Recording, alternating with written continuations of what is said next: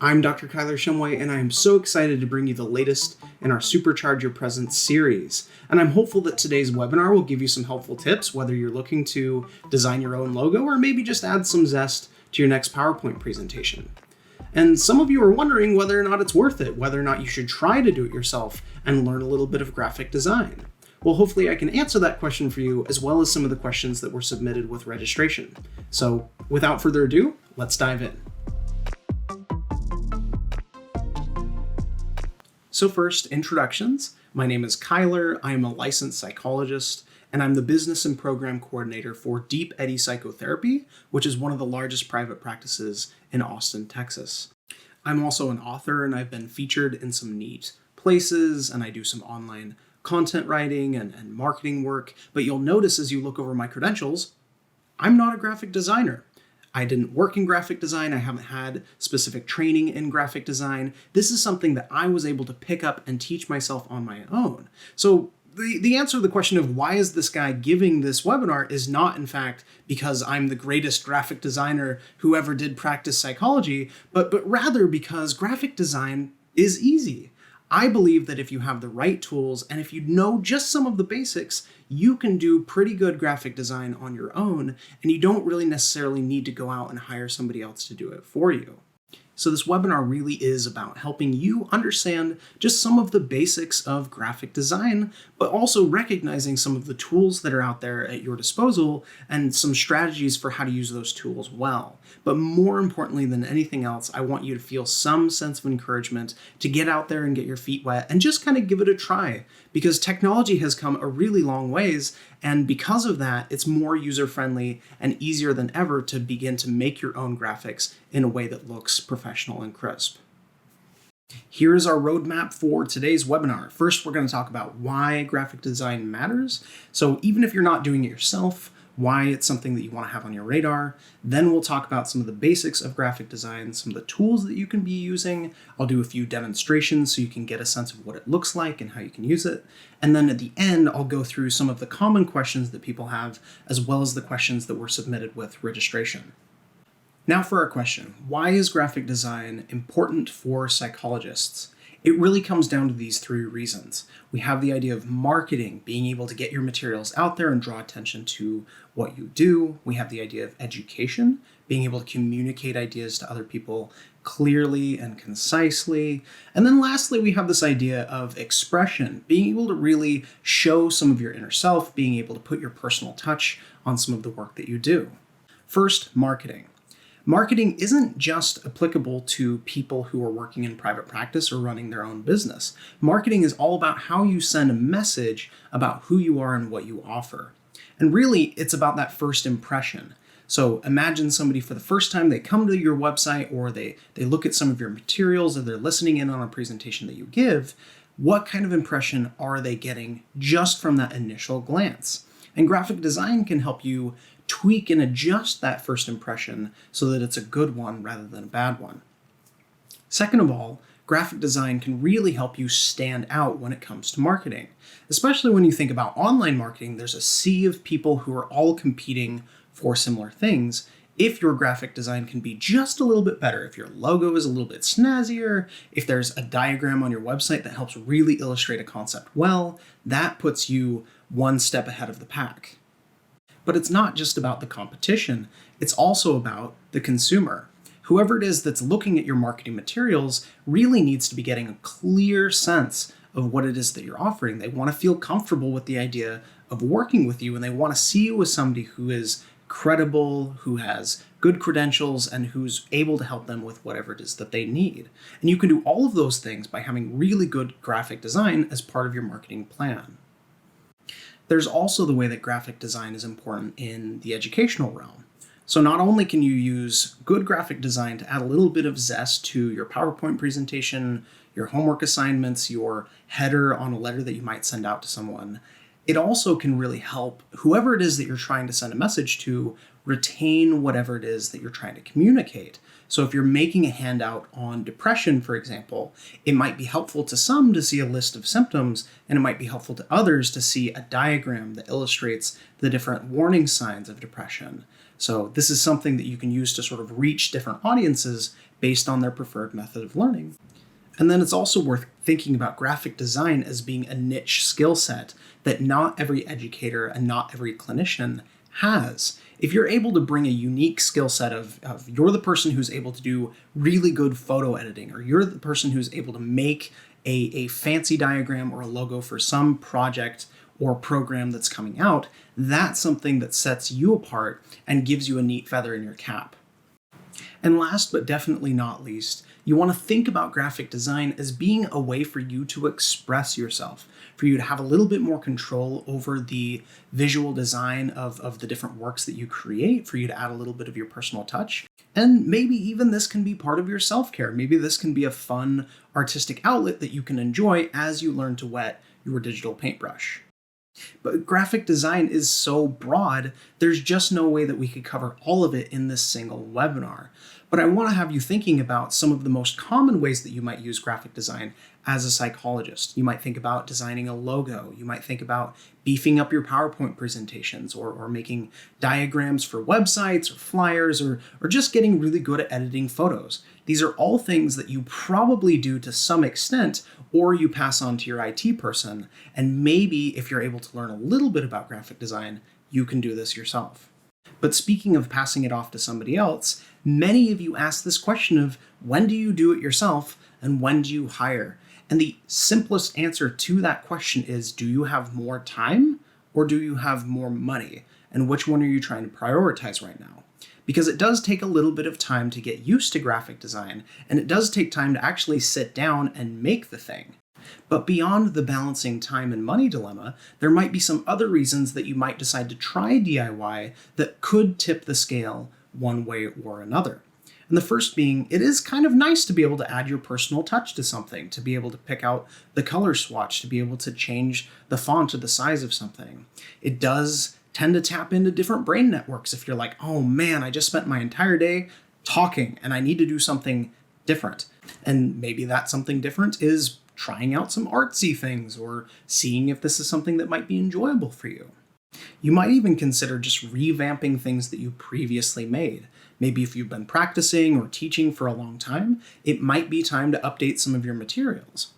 And if nothing else, let's say you go out and you try it and you don't like it, or you try it and you're not good at it.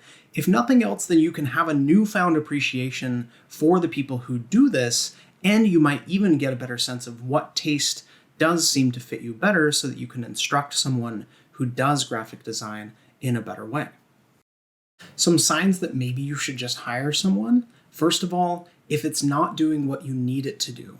If the logo's out there and it's not attracting people, if you're trying to communicate with a diagram and people are confused, then it's not getting the job done. Second, if it just doesn't look right, if no matter how hard you work, no matter how hard you try, it's going to take way too much time for you to become the graphic designer of your mind, then it's better to just hire someone and move on. But then lastly, if you're not having fun with this, then pay somebody who does have fun with this. It doesn't necessarily need to be your thing, but it can be somebody else's thing. Although I will say, it is fun to do graphic design. It is fun to play around with these things. And if you get in just a little bit of practice, if you get just a little bit of experience, you can master some of the basics and make something of your own. But if you do decide to hire someone, it's easy to find good help. Fiverr.com and Upwork.com have thousands and thousands and thousands of artists who are eager to help, and the price can range quite a bit. So you can find people who are just trying to get started, who are less expensive, and people who have been doing this for a while and may cost a little bit more.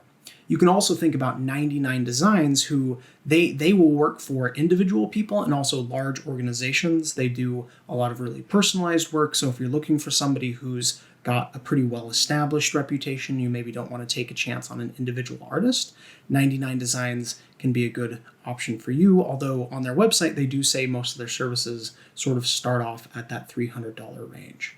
Although the price doesn't necessarily dictate how good the work will be, it does sort of set a floor for what the minimal expectation will be. So you want to maybe ask for work samples, you want to get a sense of what you're going to be paying for, but keep in mind that just because somebody is new or because somebody is inexpensive doesn't mean that they can't be a good fit for you in some way. One other thing that you want to keep in mind is if this is something that needs to happen quickly, sometimes it's better to just do it yourself, because not every artist is able to turn things around as fast as maybe you could. All right, so I've given you loads of reasons that you should consider doing some graphic design, and now I want to actually teach you how to do it and how to do it well. So we're going to talk through some of the basics of graphic design, as well as some of the tools that are out there, and I'm going to walk you through how to use them so that you can do this on your own. First, what are the basics of graphic design? If you go online and you search for the basics, you will learn that graphic design is not basic. It's art. There are so many different nuances that you have to consider if you want to make something look ultra professional. Things like hierarchy and texture and how the lines are set up and the shape and all of these things. And as a beginner, this can feel really overwhelming. You're like, oh my goodness, there are so many things that I didn't even know existed. What on earth is hierarchy supposed to be? And the fact is as a beginner and as somebody who's going to be using technology as their ally, you don't need to know all of this stuff. You really just need to know enough to make a good enough graphic design. And that's what I want to try and give you. Because it really just comes down to three main things. 3 rules for the good enough graphic design. Rule number 1, keep it simple, because less is more. Rule number 2, use technology to make it easier on yourself and to offset any gaps in your abilities. And rule number 3, you want to be careful about the material that you're using so that you're not stealing anybody else's content. And these are really the 3 most important things that a beginner needs to keep in mind when it comes to beginning to learn graphic design. So we're going to take each of these and we're going to break them down just a little bit. First, let's talk about keeping things simple. When it comes to graphic design, people usually tend to go way over the top. They use too many different colors, they use weird creative fonts, and they don't know certain rules that graphic designers use to make things just feel more appealing in the brain. And of course, there are mathematical reasons for some of these things, but really, these are the rules that you can follow as you're trying to make things a little bit more simple. On a practical level, think about using less than 4 colors, but usually it's nice to have at least 1 complementary color. So you want to aim for 2 to 4. When you're using fonts, you don't want to use too many different fonts. 3 really is the maximum number that you want to use. And then lastly, you want to know about the rules of odd and 3, and we're going to talk about those in just a minute. But first, let's look at a bad example. So as you look at this slide, it's nasty. Like, look at all of those different fonts, look at the different weird colors that I chose. The images aren't great. I mean, the kitty cats are kind of cute, but I mean, like, even the APA logo is flipped upside down. There's not a lot going for this slide. You can tell that I homemade it. A professional definitely didn't touch this thing. So this is an example of a slide that does not follow the rule of simplicity. It's got a lot there, but it's way too much for the human brain to really receive in a way that feels good. Let's try making it just a little bit simpler. Isn't that better? It's simple. There's only a few different colors. The fonts are consistent. You'll notice there are only the 2 fonts between the header and the body text. And there's just better balance overall. It feels like there's more space. I'm not distracted by all the things. I'm able to just really focus in on how beautiful that kitty cat's eyes are. And that's really how the idea of simplicity comes into play with graphic design. When you're designing your graphics, you want to think about having it have less than you think it needs to. What's the minimal amount of information that needs to be included in your graphic to still convey the right information? And a big part of how you convey that information really does come down to the choice of colors that you're using. I would really recommend just using a color palette that has been pre-designed by a professional. You can find them online for free. I'm going to show you a really great place for you to access that in just a minute. But using a palette sort of gets rid of the user interface piece where maybe you will choose something that doesn't look great or doesn't go well together. The second thing you want to be thinking about is using fewer colors tends to be better than using more colors. This isn't supposed to be a bright and amazing tapestry as much as it is about sending a succinct message. And then you also need to be thinking about who the color choices are for. So you might have favorite colors that you would prefer to have in the logo or on the design for the slides, and that's okay. Like, you're allowed to have your own personal preference, but you want to think about the color choice as being a way to connect with the consumer. So if you're trying to reach a professional audience, you might choose really muted colors or colors that are a little bit more of a professional vibe versus like circus colors that are bright and shiny and vibrant. But like, again, this comes down to personal choice and who you're trying to attract. The best place to go and find just free and easy to access palettes is a website called colorhunt.co, and I'm going to give you a quick demo of what that looks like. I also want to apologize in advance. There is a small drop in audio quality that happens with some of these screen capture examples, but hopefully you'll still be able to hear me loud and clear. All right, so welcome to colorhunt.com. This is a great place to just find a nice combination of colors that you can use in any graphic design choice. And what I like about this site is you can just sort of hover over the different colors and you can see the hexadecimal number that's associated with that color. So the reason why that's important is if you're using a photo editing or some other software and you're trying to play around with colors, you can usually input this number as a way to find this exact same color in another place. Or if you want to, you can just sort of eyeball it and try to match it as best you can. So as you can see, there's lots of different color palettes to choose from. And maybe, let's say you work with kids or you work in a school system and you're looking for a color palette that fits more of a school vibe. Well, maybe you wouldn't use necessarily like a sort of muted or boring brown palette, but you might go with something that's a little bit more cheerful or more of a spring-like color. You'll notice, by the way, that I'm not like a color expert. I'm just able to sort of look at this and get a sense for what are the sorts of people who might be interested in different color vibes. So as you can see, there's a lot to choose from. You can sort of scroll through these and take a look. Ooh, this one's pretty, said Kyler, and I'm able to click on this. It pulls up the palette in a large way, and then I'm able to download an image if I wanted to. So you're able to download these for free. You don't have to sign up for any account, and this is just a really nice resource for people who are trying to get a color palette for graphic design or maybe for decorating their apartment or their home or what have you. And then when it comes to choosing a font, this really is artistic style, and it's something that you can learn a lot about, or you can have technology do this for you. So I would suggest going to fontpair.co to find a combination of fonts that looks really good and kind of fits the brand that you're trying to communicate through your graphic design. Let me show you what they've got to offer. Welcome to fontpair.com. And in a world where there are thousands and thousands of different fonts to choose from, it can get overwhelming really quickly. Well, FontPair makes it simple by giving you nice combinations of different types of font together that you can just look at by scrolling through their site and getting a sense of what there is to offer. And then the best part about this site is it not only tells you what kinds of fonts these fonts are displaying, but also where you can get them.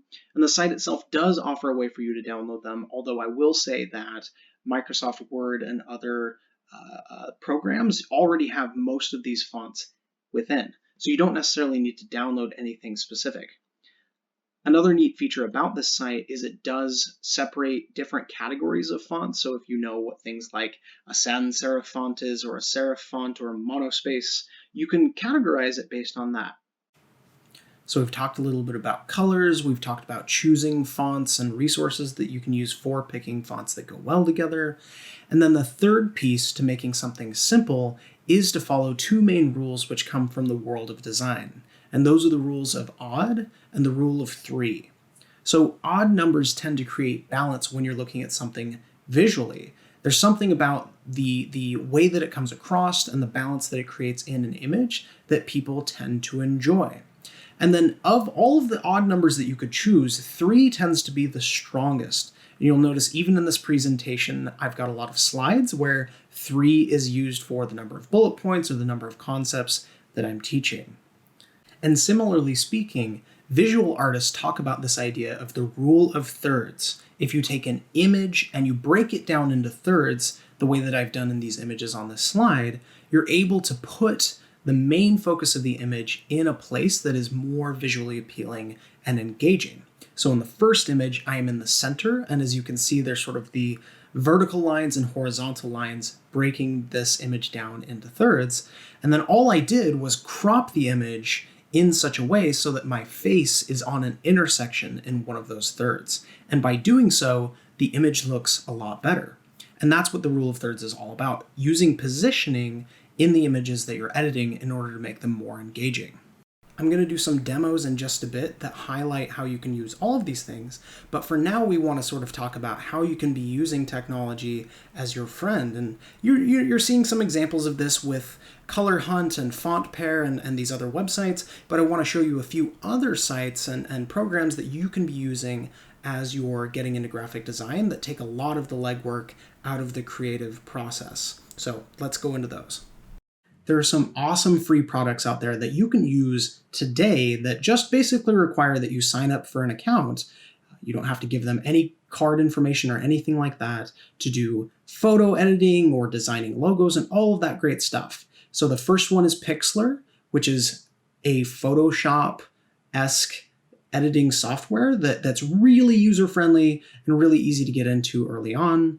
The second one is Canva, and Canva is really, really simplistic. It's made to follow a lot of the design rules that graphics designers use when they're creating something. So I'm going to give you demos on Pixlr and Canva in just a bit, but then there's this other site called Photor, which I don't have personal experience with, but I do know that it has sort of like a combination of the photo editing and design work that are in the other sites. I won't be demoing that one today, but if you aren't able to have your needs met with Pixlr and Canva, then that might be a direction for you to go. There are also some paid products that you can be thinking about, both for designing things and then also producing things.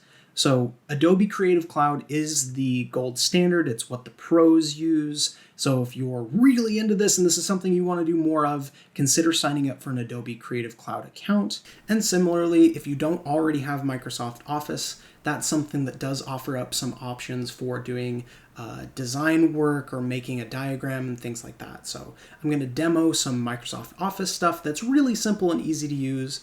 But then on the production side, you can think about if you want to do business cards or t-shirts, there are websites out there that can take your custom designs and make them into something physical or tangible. So I'm not going to demo Vistaprint and Custom Ink either, but just know that they're out there, know that they exist, and they can help you once you have your designs created. The last piece to doing good design work really does come down to doing ethical and legal design work.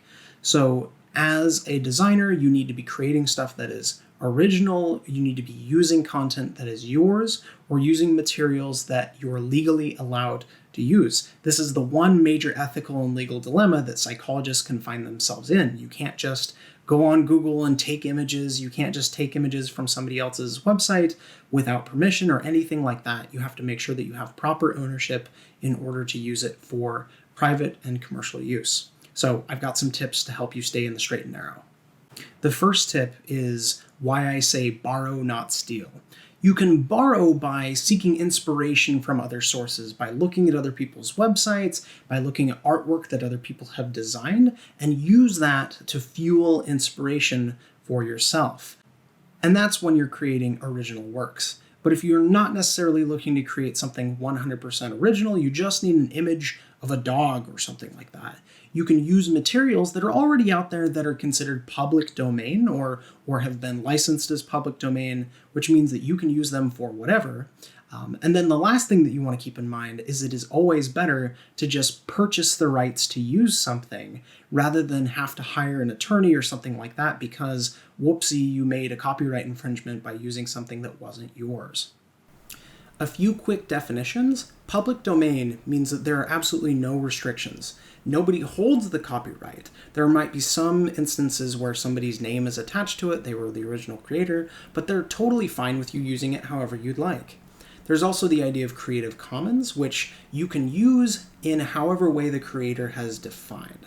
So as long as you credit them, for example, then it's fine. And then there's also royalty-free content, which you purchase a license to use it, but then you can use it once you've got the license based on how they define it. So it really just comes down to what are the rules and regulations for the content that you're trying to use.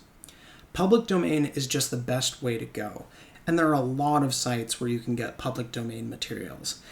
Here are the ones that I was able to find quickly, but the ones that I use the most are pixabay.com and unsplash.com. You can also look at sites like publicdomainvectors.org, which have clip art style art that you can use. And again, all of these are public domain, which means you can use them for whatever. There are places on the sites that I just mentioned, as well as these ones, that have Creative Commons licenses, but that's kind of a gray area and it's hard to know what you're getting into. So I recommend either going with public domain or royalty-free. So these are a few options where you can get royalty-free images. Some of them are on a subscription basis where you get a number of images per month. Some of them you pay based on the image. I don't do any of these things because I'm able to get most of my needs met with the free images. All right, so now for some demonstrations, and we're going to start with Pixlr.com, how you can just use their editing software to make tweaks and adjustments to your photos. So we're going to start with that one, and then we're going to kind of move through some of the other technologies that you can use at your disposal as you're getting into graphic design. Okay, so if you go to pixlr.com/editor, it actually gives you two options. It gives you Pixlr X and Pixlr E.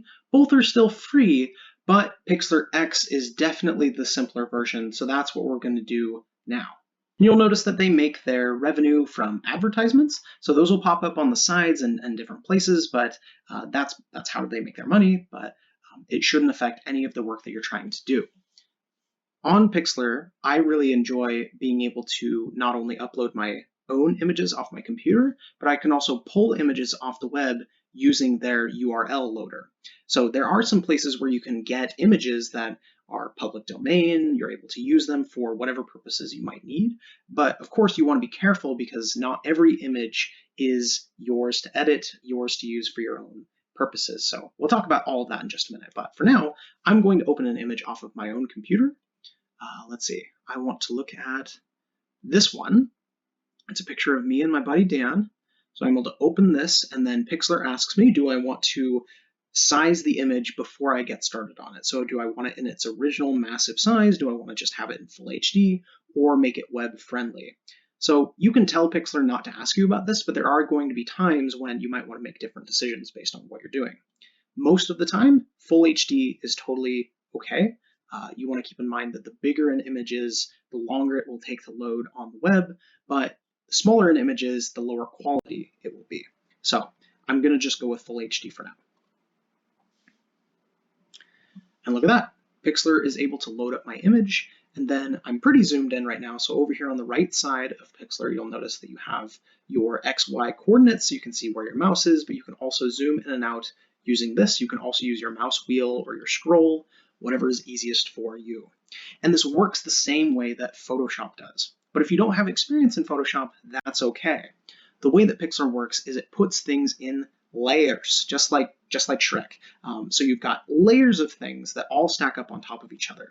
But most of the editing that you'll do will only involve one layer. And so you'll see that there are some specific features in Pixlr that are locked that you have to pay for, but most of the features are free and you should be able to use them no problem. So it starts off, it's got sort of like your clicker mode. You can move and look at different canvases or different background styles. You don't necessarily need any of those for most of the projects that you'll do, but maybe you want to add some text to something. Maybe you want to add some sort of like, yes, the CIA.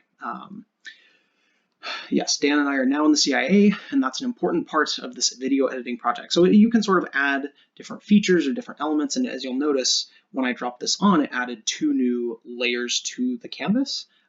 So we don't need any of these things. I could either delete it here, or I can just press Control-Z, or that would be Command-Z on your device if you've got a Mac. So just sort of looking through the features, you can add text, you can add elements, you can add another image, you can crop and rotate, you can cut out certain things, you can adjust the filter, you can adjust the brightness and various settings. You can add a visual effect. So there's a lot of nifty, handy-dandy things that you can do. But my guess is that most of the graphic design stuff that you're going to be doing is going to be involving just some simple cropping and positioning so that you're using the rule of thirds well. So looking at this image, it's nice, like two handsome smiling gentlemen, but if I'm trying to put this on my own website or I'm just trying to direct the attention to me, I wouldn't necessarily want Dan to be in this picture. So what I'd want to do is be able to crop it down so that I'm the focus, and then I'd also want to be able to follow the rule of thirds so that it's a nice image to look at. So what I'm going to do is I'm going to go over here to Pixlr's crop and rotate section, and it automatically sets the crop mode. So you'll see there's a little outline here now, and I'm able to just sort of like click and drag, and when I do that, it shows the rule of thirds on this image, so it sort of breaks it down for you. So again, you want to think about the intersections of the vertical and horizontal lines as being the focal point of interest. You want that to be in the very center of whatever it is that you're trying to edit. So for me, I would want people to look right in my eye, right into the window of my soul. And so I might decide to edit it and crop it just like this. Bing, I let go. And then if I just press enter, or you can also just click the crop tool again, then it crops in just like that. So the reason why I wanted to follow the rule of thirds here is, let's say I would have decided to do the same thing. I'm going to crop it, but instead of putting the area of focus to be on my eye, for example, let's say I just sort of put my face right in the center. Now, that's a nice centered profile picture, and I am in the middle of it, but it's not quite as visually engaging as if I follow the rule of thirds. So these are just some of the rules that you want to be thinking about when you're cropping an image. One other thing that you want to keep in mind is how big the image is. So if you look in the bottom left corner, you can see the number of pixels that this currently is set at. So right now, this image is 721 by 850. So there are some different size dimension things that you'll want to consider depending on what you're making. We'll talk about the logo dimensions in just a moment, but for the most part, all you really need to think about is aspect ratio. So when it comes to aspect ratio, you can do this pretty simply in Pixlr. It's again under the crop and rotate feature. So if I click on that, I can then select which aspect ratio I want to go with. So aspect ratio is great because different platforms, different places where you might decide to use an image have different requirements. So for example, if you're putting an image as a logo on your website, your web editor might say, hey, I want something that's supposed to be square shaped, or hey, I want something that's supposed to be more like a widescreen setup. So the reason why this is significant is if you try to put an image with the wrong ratio in one of those places, it'll either look scrunched or way too zoomed in. So those are things that you want to keep in mind. You'll notice that there are so many different options that you can use here. So whether you're trying to set just sort of like a 1x1 or a 4x3, or if you've got something specific, like I'm going to set something for my Facebook profile or my Insta profile, or maybe for YouTube. It has all of these presets right here. So it's really easy to just sort of take something and go, oh yeah, like I really want this just for my YouTube profile. You select that, it auto sets it to the dimensions that you need. And then again, you can apply the cropping just like that, and it's the right size. Okay, so let's say you want to make some tweaks to your images. If I wanted to, I could sort of go into the adjustments and filters and play around with the different settings. I could adjust the color, I could adjust the lighting, I could adjust the tone and various things, but most of us don't have a lot of training or experience in art or artistic design, so we don't really know what to do other than to just kind of play around with it and go trial by error. But this is where technology becomes your friend. See up here at the top, it gives me these three sort of default options that will allow the computer to play around with it and just make it look better. So let's say, yeah, I really want my image to pop. So I click pop, and whoa, it makes that change, which is quite a difference from how it was before, sort of like almost grainy and muted out. If I want to, I can do the black and white setting. It's got this dramatic, sort of classy look to it. Or if I didn't want to have the black and white setting, I could have the auto setup. And all of these, I'm showing you these features just to give you a sense of you don't necessarily need to know how to adjust all of these things. Like when I clicked auto, it went into color and it said, yeah, you need more vibrance. And that's not something that Kyler knew. That's something that the computer knew. All Kyler needed to know and all that you need to know is to go into these programs and let the computer do its job. The last thing that I want to show you in Pixlr is the effect category. So you can use these similarly to kind of add an interesting, neat effect to your image. And it really is muted and professional enough to where you can play around with most of these. So let's say I want this image to look a little bit more retro, and then it breaks it down into options of retro. So, maybe I want this to look like something from a Nirvana album, or maybe I want this to look like, just sort of like vibrant in general. So those are some options that you can think of. There's also the more artsy ones. Maybe I want to look like it's night vision. So you can get really creative and crazy with all of these things. It just really comes down to what is the image need that you have, and then how can you use the technology to make it look closer to what you're hoping for. And since we're talking about photo editing, I also want to show you a website that has been a huge lifesaver for me anytime I simply want to remove the background of an image. And it's just remove.bg. So if you go to remove.bg, you can go here and upload any image or just copy paste an image from another place, and it will remove the background for you. And this is also a way that you can be using technology as your friend. So I'm going to click upload image, and then I'm going to upload that exact same image I showed you earlier of Dan and I standing in front of a nature background, because I want the nature gone. I want it to just be me and Dan, and boom, look at that. I've got this image, it's neatly cut out. I didn't have to spend hours and hours trying to get rid of the background. And then I'm able to either just download this, I can download it in HD form, or I can right click it and I can copy it if I so choose. So this is a great tool that you can use not only to save you time, but also to do a really good professional background cleanup job. And the most common thing that was asked about in the registration question was, how do you design a good logo? And being someone who has written content and helped with websites for people all across the nation, I can tell you that there really is a difference between a good logo and a bad logo, and usually that difference is whether or not it was simple and it followed the rules of simplicity that we've talked about thus far. So what you see here are a few example logos that I whipped up using a website called Canva, and we'll do a demo with that in just a little bit. But the key takeaway here is, as you're looking at these logos, they're pretty okay, they're pretty nice, and I was able to make these on my own by following the rules of simple design that we've talked about in this webinar. So let's talk about how you can do that. There are a few factors that you really want to be paying attention to as you're designing your own logo. The most important one is that people can read it. Is there something about your text or the size of the text or the color that makes it hard to read? If so, then it's sort of defeating its own purpose. Unless you have some sort of symbol or icon that people are able to recognize right away, like think the Apple logo or the McDonald's golden arches, none of us who are listening to this webinar or giving this webinar have an icon that is that iconic. So you really are trying to communicate something through your text. There's also this idea of memorability. So if people see your thing, but then they immediately forget it, it didn't really do its job. So you can make your logo more memorable by keeping it really brief, keeping the information succinct and to the point, and then using colors and fonts that are engaging, while also keeping in mind that everything needs to be within the brand. It needs to be consistent with the name that you're portraying.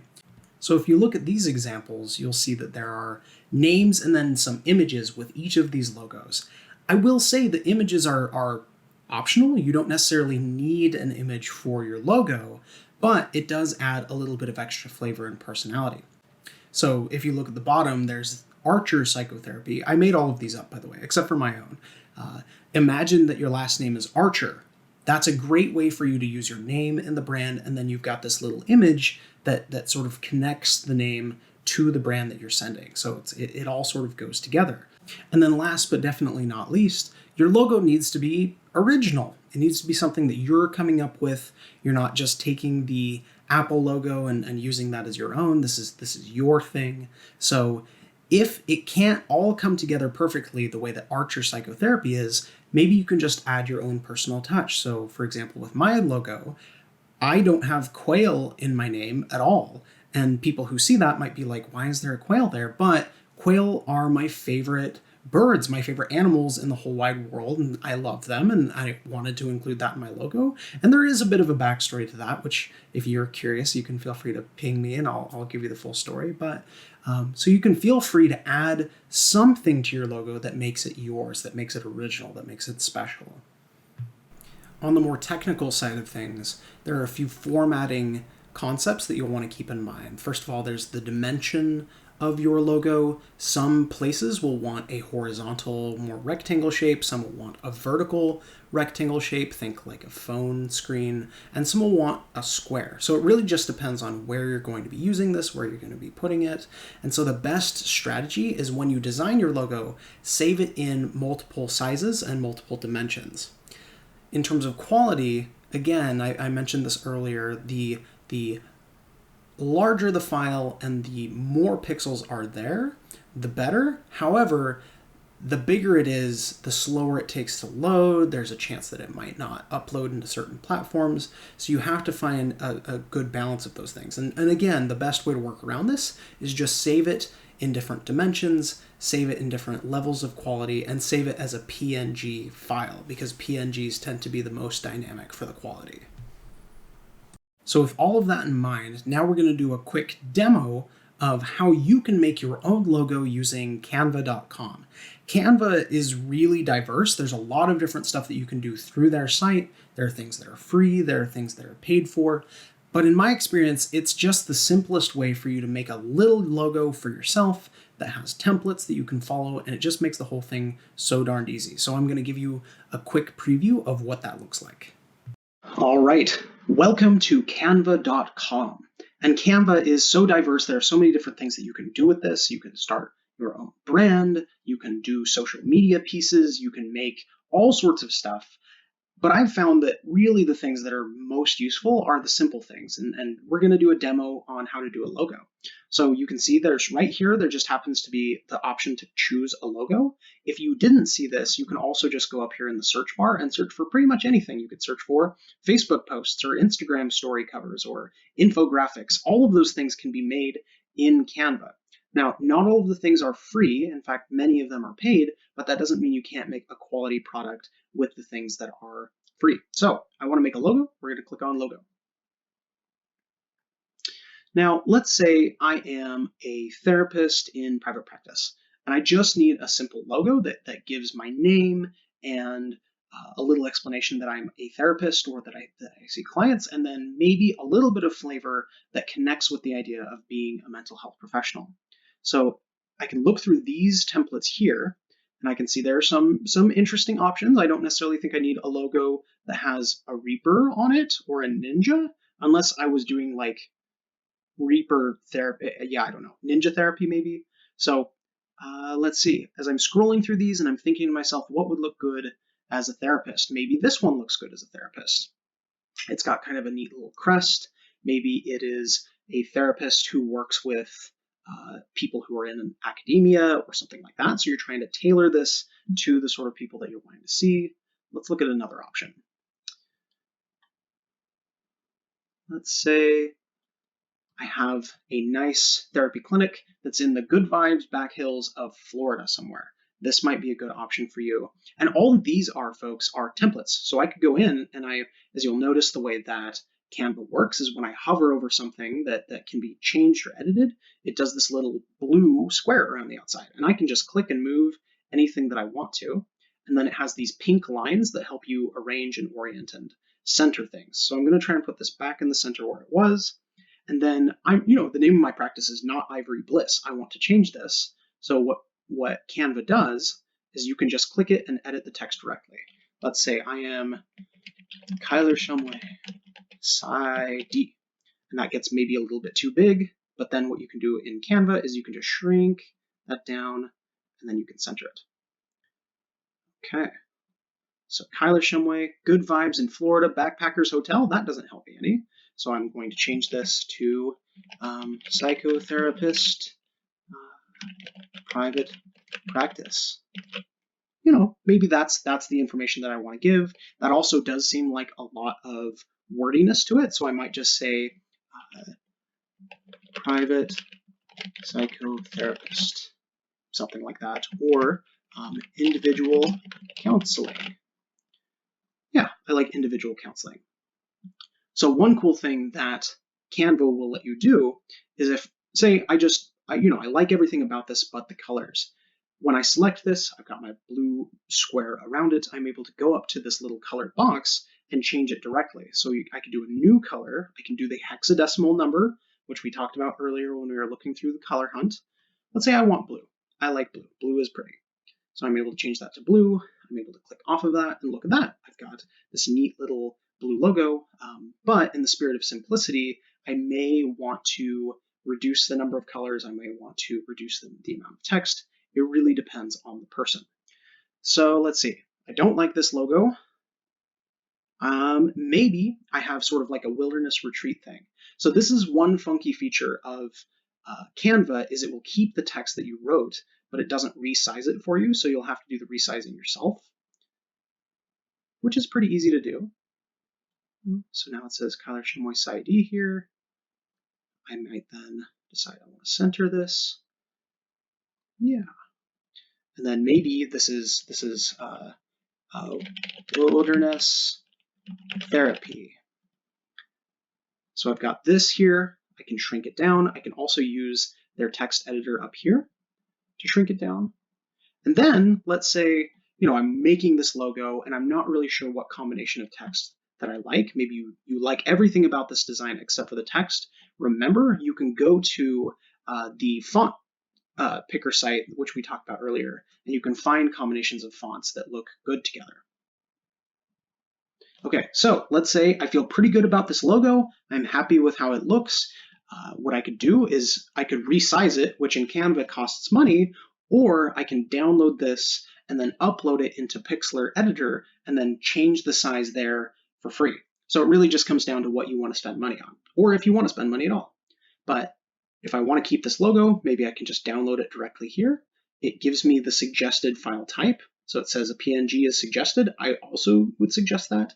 If for some reason the file is too big, you could download it as a JPEG, or you could look at some of these other ones like MP4 is pretty high definition. So these are all options that you could be thinking about.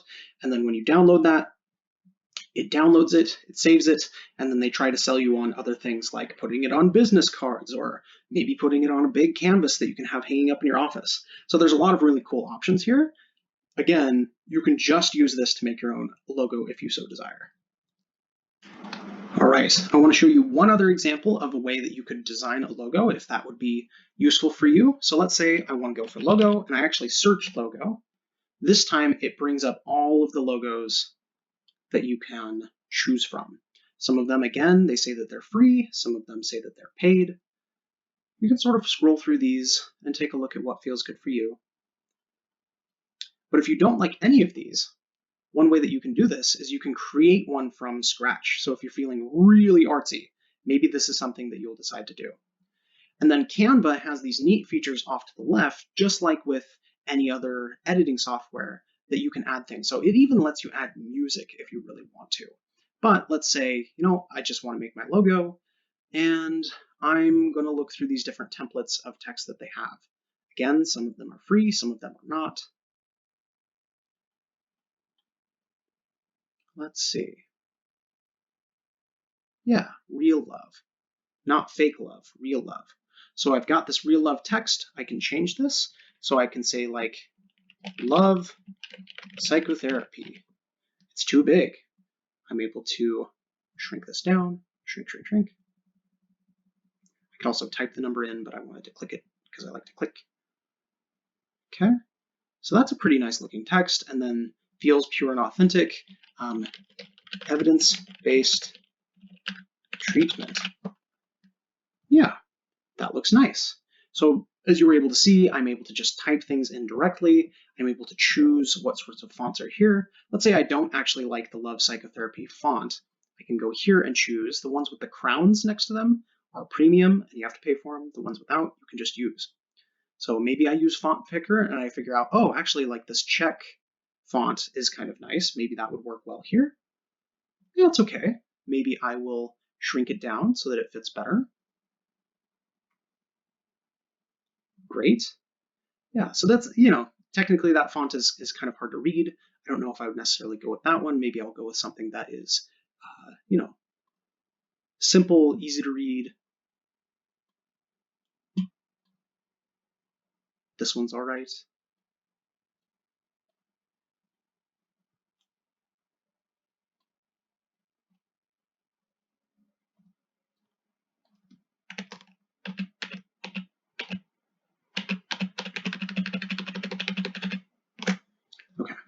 So let's say I actually don't really love the font for Love Psychotherapy, and maybe I go to Font Picker and I'm able to find a font that looks better. You can just change these right over here where all the fonts are listed.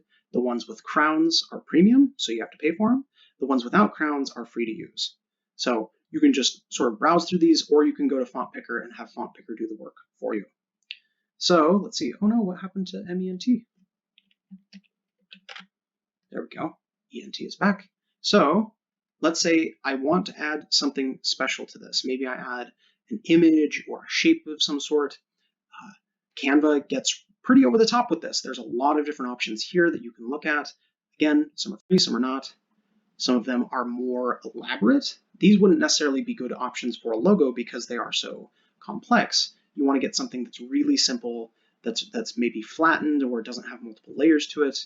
So let's say I want to find heart. Okay, so there's some free hearts, there's some paid for hearts.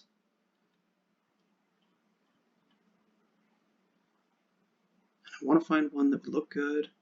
So if I really just loved this one, I could pay for it and then I could use that in my logo, and that's totally fine. You can also, if you don't see anything that you like, there is a place where you can upload. So you can upload your own images, you can upload your own media, and then pull it directly into your logo. For the purposes of this demo, I'm going to say I like this one. I'm able to position this anywhere. So keep in mind the rules for simplicity that we talked about before. There's the rule of thirds, there's the rule of odd. So instead of having, say, 2 hearts, which might look kind of neat, I wouldn't necessarily want to do that because now it's an even number, and it's sort of like, even though even is a balanced idea, it's not balanced in terms of how it looks visually. So we get rid of one of these, put it right in the center. That looks kind of nice. Maybe I decide, okay, I'm actually going to have this be sort of background thing. So you can right-click any image and then you can send it to the back, for example. And that's kind of snazzy. It's a little bit distracting because of the scribbles. Okay, yeah. So feel free to play around with this. Feel free to find something that feels good for you.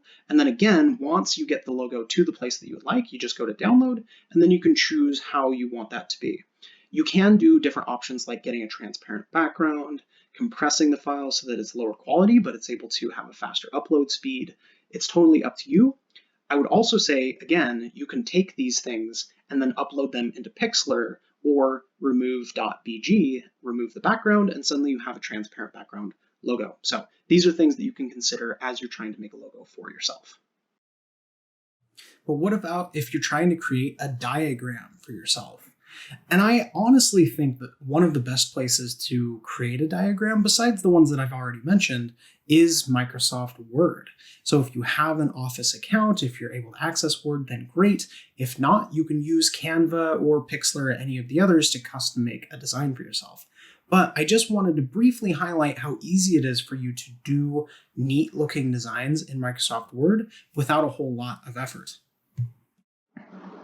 Okay, so this is our last demo, and it's Microsoft Word and how you can use the Smart Art feature to create really cool diagrams for your handouts, your website, you name it. So if you open up Microsoft Word, it should look something like this. You're able to see on the menu bar on the left side the different options. If you go to Insert, it should give you the option to see Smart Art. If you don't see it here, then you may have to go into your view settings or your toolbar settings to make sure that it pops up. So let's say I want to create a design to help educate people on the avoidance process and anxiety. So I go to Smart Art, I'm able to go and select the different types of graphics that are available, and they have a whole bunch. They have lists of things, they have processes where you're able to have arrows leading from one thing to another, cycles, and for the purpose of what we're wanting to do here, we want to show the cycle of avoidance and anxiety. So maybe we want, yeah, like these arrows that sort of go in a circle like this. I click OK. And this looks slightly different on its interface from PC to Mac, so this might look a little bit different for you, but you should get the spirit of this idea. So you've created your Smart Art design, it's there, but then you have to fill it in with some content. So let's say it starts with anxiety, and then that anxious feeling leads you to desire to avoid, right? And then what happens when you have a desire to avoid? You usually avoid if you can, right? And then if you avoid, it might make you feel better. Yeah, so relief. Yeah, relief. And then the problem with this is, of course, that relief reinforces anxious feelings, which then leads to anxiety again. So I may want to tweak this, or maybe I would use different language, but just for the purposes of this demo, I thought I would show you what this could look like. So I've got my content in. I can move this around so that I can work with the diagram better. I can also close this and then open it again by clicking this little arrow off to the left side. But the cool thing about this is not only can you fill in the diagram, but you can also customize how it looks. So you might go with a different color palette. You might decide to go with some cool 3D effects. Let me see, I'll change it to this one so you can see these a little better. Yeah, so it's got some neat little effects. And remember, less is more. You want to keep it simple. You want to remember the different aspects of design. So right here we have an odd number of things, which is great. If we were to reduce it by 1, then it would make it less balanced. So a nice odd number, if we could reduce it down to 3, that would be great.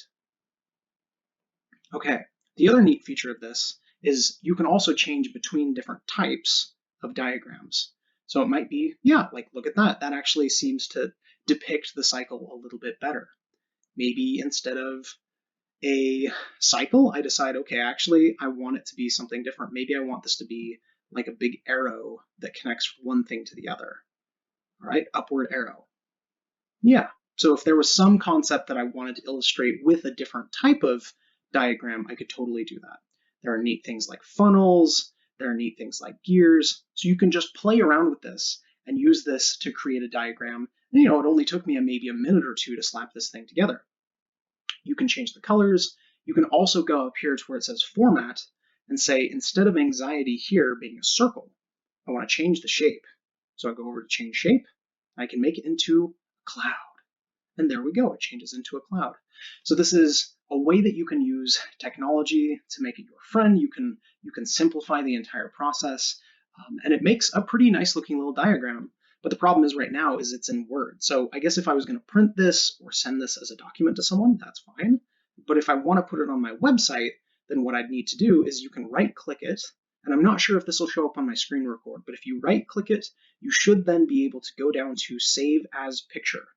And then when you save as picture, you can save it on your computer. You can then upload it into a picture editor or an image editor like Pixabay or Canva, you name it. So that's just another unique, not very often used feature of Microsoft Office. You can also do this in PowerPoint. So you might have noticed I had a couple of slides in this presentation where I actually had a smart art that I created through this same process. I really love making these diagrams, and you can use them in any of your content. I would especially recommend if you're a therapist who's putting pages up on your website, trying to sell a service, these really help not only with conveying information to the reader and maintaining attention, but it also boosts your SEO. So you want to consider including diagrams if you can make them look good. And so here are just a few other examples of things just for your own inspiration. All right, we're just about wrapped up here, folks. I really appreciate you hanging in here with me, and I know that the demos are taking a while, but I hope that you feel really encouraged as we're talking through this to just get started, to just try something that might be engaging for you or fun for you. And just as a suggestion, try just going on to Color Hunter and choosing a palette that feels right for you. Or maybe if you want to go a little bit more in depth, maybe you start working on a logo for yourself or making your own professional portrait. I really do just encourage you to take that initial step and get started today. I reference Anne Lamott a lot when I'm speaking, and this is another example where I will reference her. She has that quote which says that the most important part of creative process is putting your butt in the chair and making a crappy first draft. So I really hope that you feel encouraged to do some of that, to try making some crappy first drafts, to experiment and play around. That's the only way that you'll know if this is the right fit for you. All right, so now I'm going to answer some of the questions that were submitted earlier on, but if you have other questions or I didn't get to your question, feel free to just resubmit those and I will be answering those directly. APA is going to send those right on to me and I will respond. So please feel free to do that, but for now I'm just going to jump into some specific questions which were raised that didn't really fit into other places in this webinar. So one question that was raised was, what if I get accused of copyright infringement? Well, as long as you're using public domain resources, and as long as you're creating original content, this really shouldn't happen, but anybody can accuse anybody of anything and anybody can sue anybody for anything. So this is something that you want to be keeping in mind. And of course, I am not a lawyer, but I would encourage you to have an attorney that you can consult with if there's something that you are concerned about, or if you're going to be putting something out there that's broadly visible or that may get you in trouble somehow. Another person asked, are there any design considerations that you should make based on your target client? And the answer is yes, but there are so many different target clients, it's hard to cover all of them. But just as an example, you might have preferences for design that don't necessarily line up with your target client. So let's say that you really like big, bold text and bright, bold colors, but your target client likes more muted colors, or maybe is overstimulated by the color choices that you make. So you might want to choose designs that would be considerate for them, or that would be more appealing to them in some way. We also had about a dozen people ask, how do I make my own website? And although graphic design is involved in making a spiffy looking website design is a whole nother beast. And we actually have a few webinars here in the Supercharge Your Presence series, if you look us up on the website, that talk people through how to make a site and how to make a good site as a psychologist. So I'm just going to point you in that direction. Somebody asked, where can I use my logo? So you've made your logo, now where can you use it? The short and easy answer to this is anywhere where you have permission, but you do want to be thinking about, are there logos that are promoting products or services that, if you're promoting them in such a way, is actually taking advantage of a power dynamic? So for example, let's say you've got a logo for a side business that you run and you're a therapist by day and you've got this side business by night. Do you then include your side business logo in all of your materials? That feels sort of ethically iffy. Does that mean that you're promoting that side service to your clients? And that's something that we wouldn't want to do as psychologists. So that's one example of a situation where you may not want to use your logo. Somebody else asked, what if I'm not artistic? And, not everybody is, and we're all good at different things. But I will say that, again, technology has made it so much more easy for us to be artistic, for us to have an artistic flair. And maybe the belief that you aren't artistic is based on experiences where you tried to paint or draw and it just didn't work out. Maybe your artistic ability can really shine through some of these other platforms. All right, you did it. You made it to the end. Congratulations. Thank you so much for your attention and for supporting the Supercharge Your Presence series. We're so happy to continue to be providing information to psychologists on how to boost your online presence, how to really brand yourself, and share psychology with the world. If you have more questions or we just weren't able to get to something that you really needed, just submit those questions to us and I will be answering those directly via email. So, thank you for all that you do. Keep up the good work, and remember, we're all in this together.